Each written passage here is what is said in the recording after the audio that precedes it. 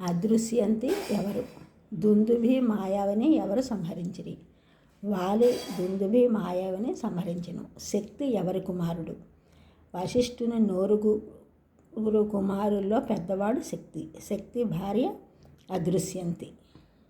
పరాశరుడు ఎవరు? వశిష్ఠుని పెద్ద కుమారుడైన శక్తి అదృశ్యంతి పుత్రుడు పరాశరుడు. స్వయంప్రభ ఎవరి పుత్రిక?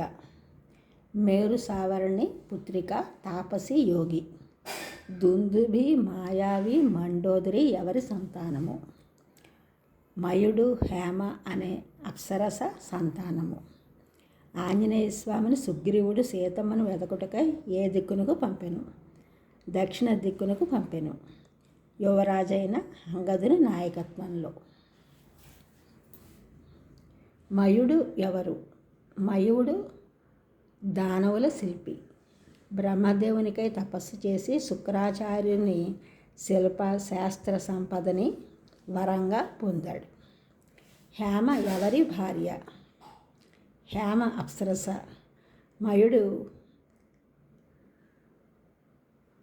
ఆమెతో 1000 సంవత్సరాలు కలిసి ఉండి ఆమె కొరకు కాంచనవనాన్ని సృష్టించి దుందుభి మాయావి అనే పుత్రులను మండోదరి అనే పుత్రికను పొందెను.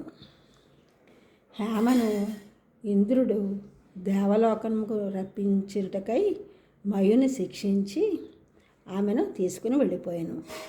14 సంవత్సరములు ఆమె కొరకు ఎదురుచూసి యుక్త వయసు వచ్చిన మండోదరిని రావణునికిచ్చి వివాహం చేశాను. మాయావి దుందుభి స్వతంత్రులై యుక్త వయసు రాగా వడలిపోయారు. ఈ ఛానల్ చూసిన వారందరూ కూడా సబ్స్క్రైబ్ చేయండి, షేర్ చేయండి, లైక్ చేయండి, కామెంట్ చేయండి. సబ్స్క్రైబ్ చేసిన వారందరూ కూడా కృతజ్ఞతలు. షేర్ చేసిన వారు, లైక్ చేసిన వారు, కామెంట్ చేసిన వారందరికీ కూడా ధన్యవాదములు.